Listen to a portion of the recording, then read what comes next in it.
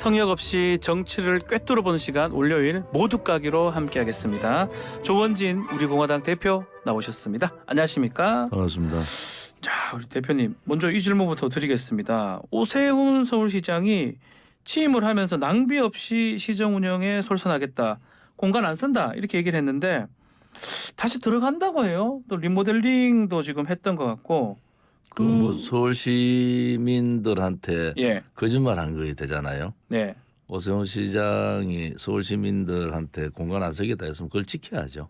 근데 공간에 들어갈 수밖에 없는 이유를 들었던 것 중에 하나가 우리 공화당 당원하고 지지자들이 너무 시위를 하기 때문에 주민들 피해 보니까 이웃 주민들 어쩔 수 없다 이렇게 얘기를 했더라고요. 오세훈 시장이 우리 공화당이나 자유파 국민들한테 잘못한 게 많은가 보죠. 단지 우리 공화당이 집회하기 전에 네. 벌써 시장의 공간 문제는 이미 결정된 상황이라서 그 문제는 핑계고 오세훈 시장이 좀 비겁하다.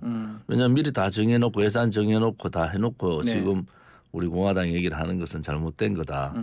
오세훈 시장이 그 행태가 조금 비판받아야 될 그런 부분이다. 서울 시민들한테 약속을 했으면은 정치인의 신뢰는 약속을 지키는 거 아니겠습니까?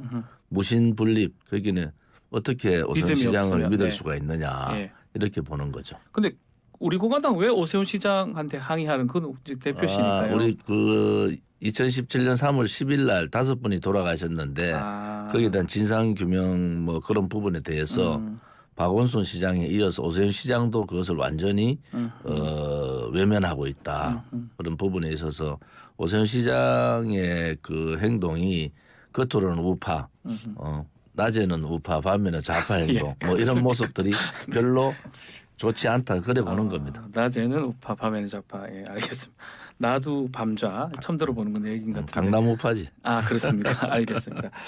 자, 이 관사 논란의 또 다른 주인공도 있어요. 이 감사원장도 문제가 되고 있는데 관사 수리비로 1억 4천만 원 쓴 사실이 알려지면서 시끄럽는데 가로등 교체하는 데만 2,300만 원 들었다고 하더라고요. 그런데 이제 모든 그 공직에 있는 분들이 네.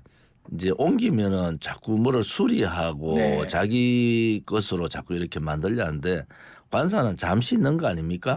그리고 국민들이 너무 지금 어려운 상황인데 굳이 그것을 예산을 들여서 선다는 것은 공직자의 기본적인 자세가 안 돼 있다. 특히 감사원장은 조금 더 청렴 네. 그리고 검소 국민들한테 그런 모습을 보여주는 것이 맞지 임기 얼마 정해져 있는 감사원장이 세금을 1억 몇천만 원씩 쓰는 거는 네. 옳지 않다. 최재형 감사원장 때 별로 그런 거 없었던 것 같은데 그죠? 네. 뭐 보도가 된 게 없으니까요. 요거 관련해서 전현희 권익위원장이 그런 얘기를 하더라고요.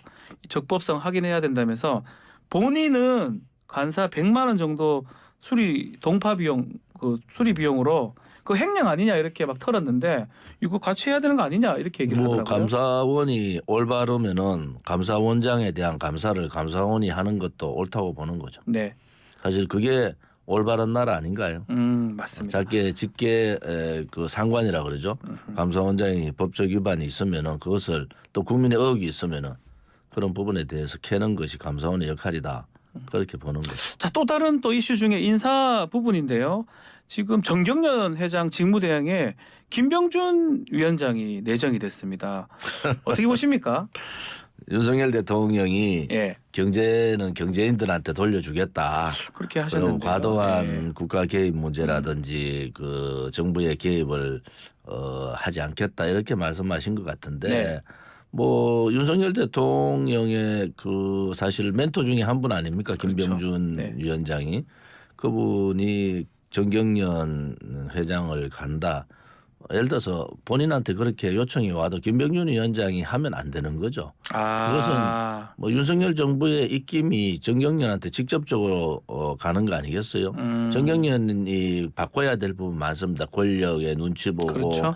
자기들끼리 나눠 먹고 혹은 여러 가지 불합리한 부분들이 정경련에 많았지만은 그것을 윤석열 대통령의 멘토라는 분이 거기 가서 정경련을 어떻게 개혁하겠습니까? 국민들이 볼 때는 그 자체가 정경련 특히 대기업에 대한 윤석열 정부의 압박이다 이렇게 보는데 오늘이라도 그 부분에 대해서는 사퇴하는 것이 맞다 이래 봅니다. 본인이 사퇴. 왜냐하면 국정농단 그 이후에 한골 탈퇴하겠다라고 얘기를 하면서 했는데 다시 돌아가는 거 아니냐. 뭐 정경련에 탈퇴한 사람도 많고 하나는 저는 정경련 이제 우리나라 정도의 경제 캐파가 되면은 이제 국가 눈치 볼 필요 없다. 아하. 기업 자율성에 좀 맡겨라. 그래서 윤석열 대통령이 처음에 그런 부분들을 잘 하신 것 같은데 네. 이러한 모습들은 퇴행 쪽으로 가는 거다. 도로 그런 퇴행의 그런 부분으로 가는 것은 윤석열 대통령실로 봐도 윤석열 대통령으로 봐도 좋은 점이 아니다. 그다음 김병준 제가 위원장 그분 뭐 인성도 좋고 좋은데 그 본인이 가는 자체가 반개혁이에요. 네. 그래서 개혁 과제를 실천하러 간다는 말 자체가 잘못된 거다. 오늘이라도 사퇴하는 것이 맞다 이래 봅니다. 자, 국회 상황도 이야기 나눠보겠습니다. 자, 먼저 가장 좀 뜨거운 주제가 이재명 대표에 대한 구속영장 청구 표결 문제인데 어떻게 전망하고 계십니까? 지금 뭐 28표 네. 싸움이다. 왜냐하면 이제 299명의 국회의원 총원 중에서 150표를 얻어야 되잖아요. 네. 지금 내부적으로 굉장히 머리 싸움이 벌어질 겁니다. 물론 가결은 안 되겠지만은 네. 부결로 가긴 가는데 얼마나 반대표가 나오느냐. 뭐 이른바 이탈표라고 보이겠죠. 이탈표가 계산이 딱 되니까. 예를 들어서 예. 친명계 네. 혹은 범친문계를 빼고 나면 한 30, 40표 정도 되는데요. 네. 소위 이제 친문 혹은 친이낙연 비명이라고 할 수 있는. 비명 예, 전체 예, 비명으로 볼 수 있는데 그 중에서 이탈표가 얼마 되느냐. 그런데 입장을 발표한 사람 네. 이번 소위 그 방탄에 대한 부분을 반대적인 입장을 발표한 사람 한 20명 되거든요. 20명 정도 되니까. 그러니까 이게 8표라는 게 왔다 갔다 한다고요. 네. 그래서 그 이재명 대표로 봐서도 혹은 친명계로 봐서도 표 단속을 할 수밖에 없다. 그런데 이제 이게 한 번으로 끝나는 게 아니고 이제 계속 나올 거 아닙니까? 네. 그럴 때마다 이제 체포 동의안에 대해서 부결할 거냐. 이 민주당의 고민이 그거예요. 자, 이런 식으로 다음 총선까지 갔을 때 수도권은 전멸인데 이렇게 갈 거냐. 그렇지 않으면은 또 하나는 친명계로 봐서 반친명계 뭐 이런 쪽으로 봐서는 공천에 대해서 확신이 없잖아요. 그렇죠. 공천을 받을 확률이 굉장히 적다 이래 보기 때문에 정치인들은 노무현 대통령 때 보세요. 현직 대통령인데도 완전히 반대로 가죠. 탄핵에 들어가지 않습니까? 출당해라 그러고. 예. 뭐 그런 상황들이 오기 때문에 저는 그 부분에 대해서 확신을 못 하겠어요. 사실은 굉장히 이탈표가 갑자기 이게 위기감. 이게 이제 그 방탄 국회에 대한 방탄 이재명의 대표에 대한 위기감이 느껴지면은 네. 아마 반친명계 쪽에서 행동을 할 거다. 그런데 현재 한 번 더 두고 보자라는 네. 경우가 많을 것 같아요. 그런데 이번엔 넘어갈 것이다. 이번에는 넘어가는데 이제 또 다른 사건이 또 들어오면은 네. 이게 이제 계속적으로 사법 리스크가 총선에 영향을 미치는데 그것은 실질적으로 충청 수도권에 엄청난 영향이 있다. 여기에 대한 그 고민들을 지금 하고 있는 시점이다 이래 보는 거죠. 또 한편으로는 또 법무부 장관이 또 연설을 하지 않습니까? 체포 동의안 할 때. 한동훈 법무부장이 나와서 지난번에 노웅래 의원 할 때는 그때 그 메시지 때문에 좀 바스락 소리. 예, 안 좋다고 이렇게 봤던 경우도 있는 것 같은데. 한동훈 법무부 장관도 예. 본인이 왜 국회에서 그렇게 회귀했는가에 대해서 나름대로 고민을 할 거예요. 이번에도 물론 뭐 구속 그 체포 동의안 가결을 위해서 여러 가지 설명을 하겠지만은 그것은 국회의원들한테 특히 민주당 국회의원들이 굉장히 고민스럽게 들어야 될 부분들이 있을 네. 겁니다. 그런 부분에 대해서는 우리가 좀 지켜볼 필요가 있다. 그런데 아무튼 이재명 대표도 표단속을 할 수밖에 없는 그러한 조금은 긴박한 상황이다 이렇게 보는 거죠. 혹시 바스락 2탄 나올 수 있을까요? 지난번에 바스락 끓였으니까 돈 봉투가 왔다 갔다 했을 것이다 얘기했었는데요. 한정훈 장관 예. 성격으로 할 것 같은데요. 바스락 2탄 같은 게 나올 것이다. 오히려 그게 자극이 돼서 또 민주당 의원이나 뭐 또 그 반대의 경우도 있어요. 나올 수 왜냐하면 있네. 그때는 노웅래 네. 국회의원에 대한 얘기지만 이거는 당 대표에 대한 얘기잖아요. 네. 그래서 그런 부분들은 반면계가 이제 공천하고 연결돼 있고 네. 자기들의 국회의원 이제 그 다음 당선되는 부분하고 연결돼 있기 때문에 엄청나게 고민할 겁니다. 고민할 것이다. 근본적으로 불체포 특권에 대해서 어떻게 보십니까? 저는 국회의원이 내려야 될 특권 중에서 약 한 100가지의 특권 중에서 네. 뭐 거의 대부분 다 내려놔도 제가 12년 국회의원 해보니까 예. 저도 뭐 특권이 뭔지도 모르겠는데 네. 국민들이 특권이라 하면은 국회의원도 내려놔야죠. 그런데 그거 다 내려놔도 괜찮습니다. 그 내려놓되 정책 기능을 강화하면 되거든요. 네. 국회의원 예를 들어서 세비 부분들도 조금 줄여도 되고요. 네. 그 대신에 정책 기능을 강화할 수 있는 방법만 더 강화시키면은 그게 선진화된 국회의 모습이다 이래 보거든요. 네. 뭐 불체포 특권이나 이번에 체포 동의안 의결이나 또 그러한 부분에 대해서는 좀 더 단호하게 뭐 이재명 대표도 후보 때 불체포 특권 나는 워낙 깨끗한 사람이니까 필요 없다 그래 얘기했으니까 공약을 지켜보겠습니다. 네, 알겠습니다. 자, 국민의힘 전당대회 소식도 이어가 보겠습니다. 자, 전대까지는 2주 정도 남았는데 뭐 이 전반적 구도는 김안 양강인데 천하람 황교안 이렇게 뒤쫓는 상황이거든요. 주목할 포인트 있을까요? 뭐 저는 뭐 결선 투표 상황을 이제 보고 있는데 예.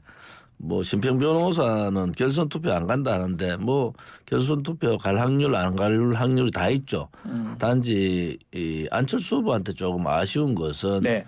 안철수 의원 뭐 후보 뭐의 한계가 계속 드러나고 있다. 한계가 보인다. 위기 때마다 위기를 돌파하지 못하고 아하. 조금 용기를 가져야 될 때 혹은 그 인물들 주변 인물들 참모들 정책적인 부분 뭐 이러한 부분에서 좀 안철수 후보의 한계가 자꾸 드러나면은 이번에 되든 뭐 되면은 안철수 후보한테는 새로운 뭐 김종인 비대위원장 말도 별의 순간이 오겠지만 네. 안 되면은 서서히 몰락하는 아. 대권 후보 뭐 그런 상태가 안 되겠느냐. 오히려 이번 전당대회에서 가장 주목할 사람이 안철수 의원이다 이런 뭐 거네요. 저는 예. 전당대회 김기현 대표가 되면은 네.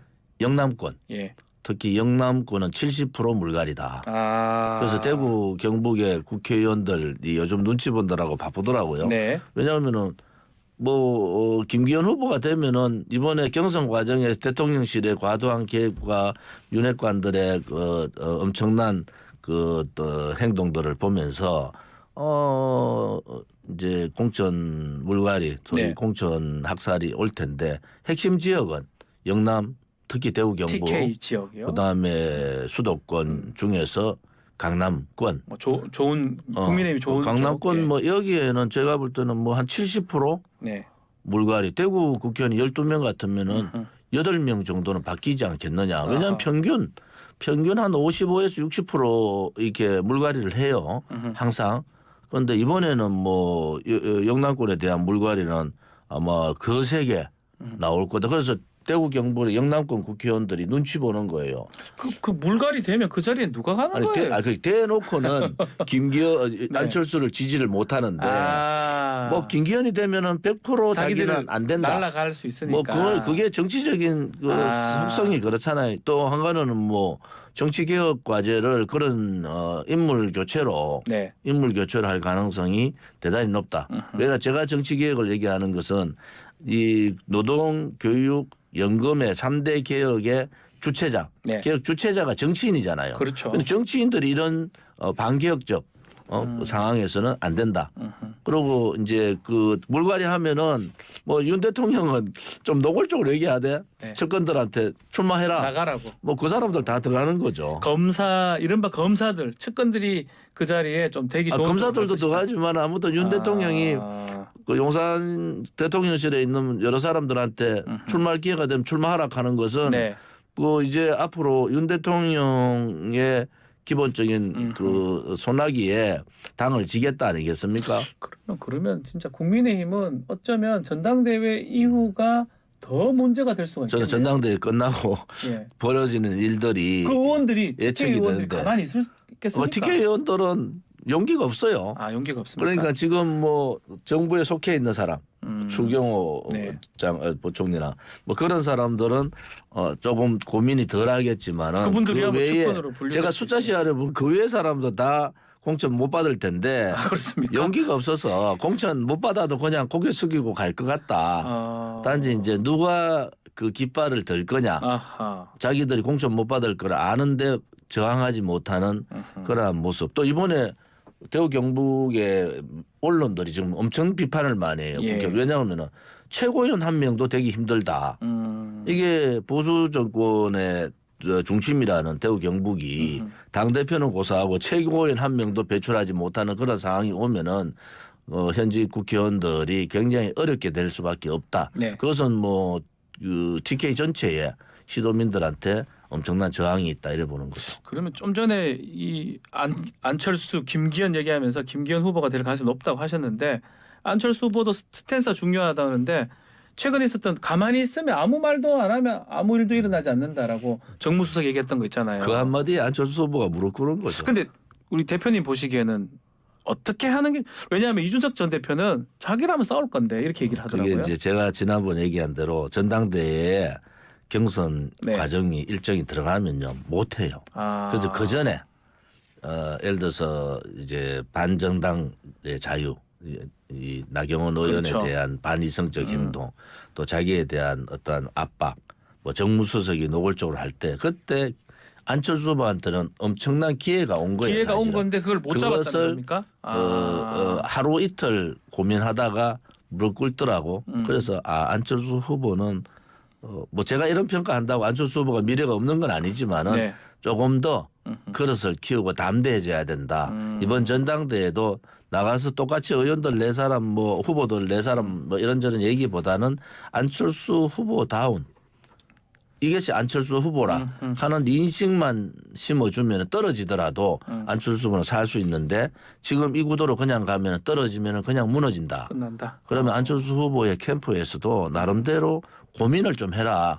지금 일정이라는 게요. 유세 다니고 정책 토론회 하다 보면요. 일정이 그냥 막 넘어가요. 네. 그런데 안철수 후보로 봐서는 굉장히 심각하게 고민할 시점이다. 이 2주가. 네. 만약 여기서 기회를 놓치면은 다음에 대통령 후보로서의 존재감도 없어진다 이래 보는 거죠. 그럼 한 명 더 천하람 후보는 어떻습니까? 뭐 그냥 나름대로 선전할 겁니다. 선전할. 혹시 2차 투표 가서 김기현 대 천하람 될 가능성은 그런 게 없습니다. 없습니까? 아예 없습니까? 아니 한 가지 방법은 예. 안철수 후보가 사퇴하면 되죠. 그런데 안철수 후보가 사퇴할 수도 없고 진퇴양난이라는 게 사퇴도 못하고 자기 목소리도 못 내고 대통령 싫어하고 싸울 수도 없고 예. 윤핵관들만 계속 얘기하는 핵심은 윤핵관들은 거기에 믿는 참모들에 불과하잖아요. 그렇죠. 그러면 대통령 정무수석이 자기한테 굉장히 할 수 없는 얘기를 했는데 네. 이틀 고민하다가 접더라고. 그래서 그것이 안철수 후보의 한계다 이래 보는 거죠. 알겠습니다. 또 이것도 논란이 되고 있어요. 윤석열 대통령을 명예대표로 지금 국민의힘에서 추대를 하려고 하는데 당정 관계는 어떻게 하는 게 맞습니까? 당정은 분리하는 게 맞죠. 그게 상권 분립 정신에 맞는데 네. 이회창 대표 대선 2번 떨어질 때 총재로서의 총재였어요. 역할에서 후퇴한 이유는 이 총재로서의 역할이 굉장히 정치의 거기는 후퇴를 시키다 정치 민주화에 네. 그런 부분에서 했는데 또다시 명예대표 하나 뭐 실권 다 쥐고 있는데 굳이 윤핵관들이 윤 대통령한테 잘 보이려고 명예대표 얘기하는 것은 맞지 않습니다. 근데 기억은 하실 겁니다. 아마 우리 대표님 계실 때니까 2016년 그 총선 당시에 새누리당 때 김무성 대표랑 박근혜 대표 갈등 문제, 뭐 갈등이라고 해야 되나요? 뭐 공천 때문에 그때 고생들을 좀 많이 했던 기억이 나거든요. 김무성 대표 제가 원내 수석 때 예. 대표 회의하면요 네. 180석 된다고 얼굴 표정 관리하자 그랬던 사람이에요. 그것은 갈등의 문제가 아니고 일방적으로 박근혜 대통령에 대한 공격이었어요. 그런데 뭐 3개월 전에 그랬는 게 지금 그런 식으로 행동을 했잖아요. 제가 볼 때는 네. 당정 관계는 구별을 두되 분리를 하되 예를 들어서 윤석열 정부의 가장 중요한 과제 정책 과제 혹은 개혁 과제 네. 이런 때는 한 팀이 돼야 된다. 그리고 2년간 여소야대 전국을 2년간 가잖아요. 네. 뭐 대통령 될 때부터 2년 여소야대 전국 간다는 알았잖아요. 그때는 협치를 했어야 된다. 그 협치를 하지 않고 계속 물론 밉죠. 뭐 김건희 여사에 대해서 계속 걸고 야당이 뭐 국회에서 법안 하나 통과 안 해도 밉지만은 여당의 자세는 협치의 자세. 2년 동안 그럼 국민들의 그 피해는 누가 봅니까? 국민들이 보는 거예요. 싫어도 만나야 되는 게 야당이고 싫어도 협치를 해야 되는 게 야당이기 때문에 네. 앞으로 남은 1년 2개월도 협치 없이 그냥 총선을 치르겠다. 개혁까지 하나도 못하는 과정에서 가면은 총선은 굉장히 어려워진다. 어려워질 것이다. 지금이라도 당에 대한 권한을 대통령실에 개입하지 말고 주고. 좀 넘겨줘라. 아. 당신들이 알아서 협치해라. 해라. 나는 너무 대외적으로나 대내적으로 일이 많으니까 대통령실이나 윤 대통령은 이런 과제를 가겠다. 이렇게 방향 전환을 해야 되죠. 알겠습니다. 언제까지 전 정부 얘기하고 언제까지 야당 탓할 겁니까? 알겠습니다. 자, 이걸 또 마무리를 해야 되는데 또 두 쪽 다 뭐 이렇게 비판하는 식으로 됐고 뭐 항상 좋은 얘기라고 생각이 듭니다. 자, 조원진 우리공화당 대표님 감사합니다.